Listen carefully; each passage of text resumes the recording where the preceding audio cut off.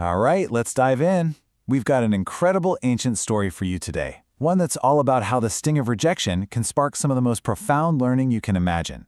It's the story of a little boy who wanted something so badly, he literally changed the cosmos to get it. So here's the big question we're unpacking. How does a heartbroken 5-year-old kid transform himself into an eternal star? I mean, seriously. Now, yeah, it's an ancient story, but if you look closer, it's really this incredible lesson in psychology, in sheer determination, and, what it truly takes to master not just a skill, but your entire self. So let's find out how he pulled it off. Okay, so our story, it doesn't start with some dusty old textbook lesson. No, it kicks off with a really deep emotional wound. A moment of rejection so powerful that it sets this whole incredible journey of learning into motion. So let's paint a picture here. We're in the court of King Uttanapada. It's opulent, it's grand, and our hero is his 5-year-old son, Prince Dhruva. Now, here's the thing. The king had 2 wives. Dhruva's mother, Suniti, she wasn't the favorite. No, that title went to his stepmother, Suruchi. So one day, Dhruva, and you gotta remember, he's just a little kid, he sees his stepbrother sitting on his father's lap.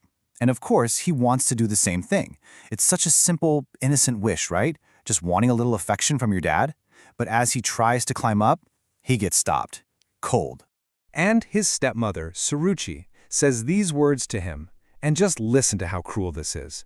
She doesn't just say no, she tells him that his very birth makes him unworthy.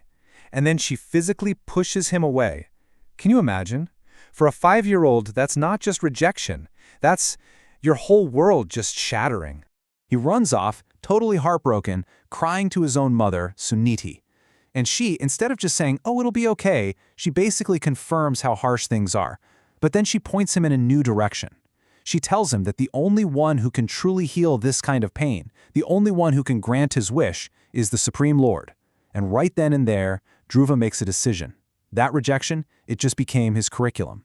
He decides he's leaving the palace to go and learn how to find this Lord for himself.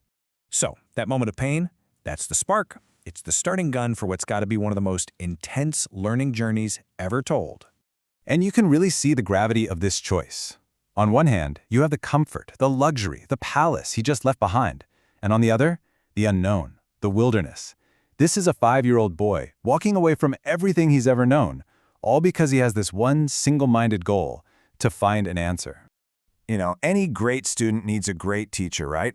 And sure enough, out in the forest, Dhruva meets the sage Narada, and Narada is just blown away. He cannot believe the resolve, the determination he's seeing in this little 5-year-old kid. He knows, right then and there, that he has to guide this boy. He has to help him on this quest.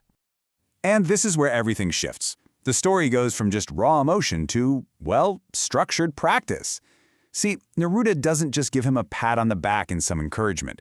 Oh no, he gives him a clear, step-by-step syllabus for his learning. I mean, just look at how specific this is. It's a perfect lesson plan. Go to this forest, bathe in this river, sit in this posture, and focus your mind on this. Narada takes all of Dhruva's raw emotional pain and channels it into a disciplined, focused curriculum. I mean, that's the core of effective learning right there, isn't it? So Dhruva has his instructions, and how does he apply them? Well, with an intensity that is, frankly, almost impossible for us to even imagine. This was not some casual weekend workshop. This was total, complete immersion. Just look at this timeline. It's absolutely staggering.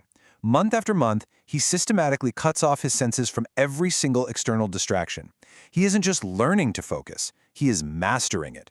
He's getting rid of everything, food, water, even air, that could possibly pull his attention away from his one single goal. Talk about deep work.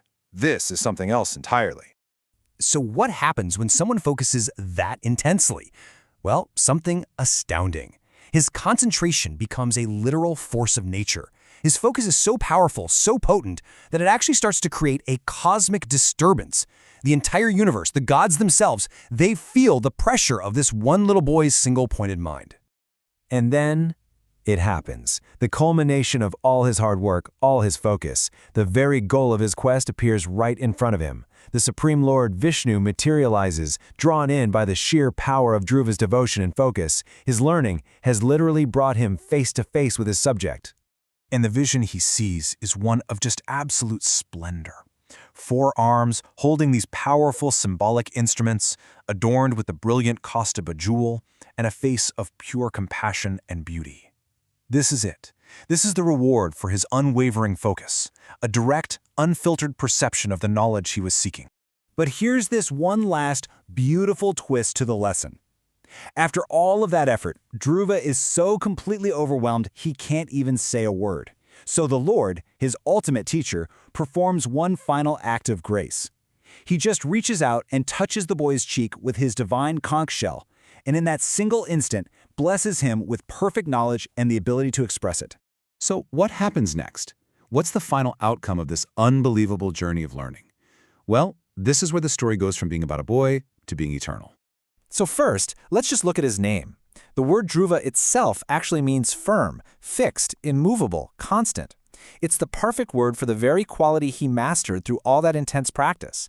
His name is his character. And as for his reward, Vishnu doesn't just send him back to sit on his father's lap. Oh no, he gives him something so much greater. He grants Dhruva his very own realm, a celestial body that is just as fixed and immovable as his devotion was, a place called Dhruva Loka, the realm of Dhruva. And this is where it gets really cool. This celestial body, this Dhruvaloka, is what we know today as the pole star, Polaris. You know, it's that one fixed point in the night sky, the one that serves as a guidepost for navigation because everything else appears to revolve around it.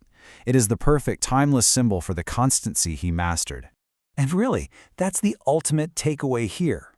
Dhruva's journey, it wasn't just about getting what he wanted. Through his incredible, unwavering focus, he completely transformed himself. He didn't just learn about being constant, he became constancy. He became an eternal guiding light for all of us. And so that leaves us with a question to chew on, right? In our own lives, with the endless notifications, the shifting priorities, the constant noise, finding that single point of focus can feel next to impossible. But this ancient story of Dhruva asks us to think about it. What is our guiding principle? What is that one immovable goal that can guide all of our learning, all of our actions? What is your pole star?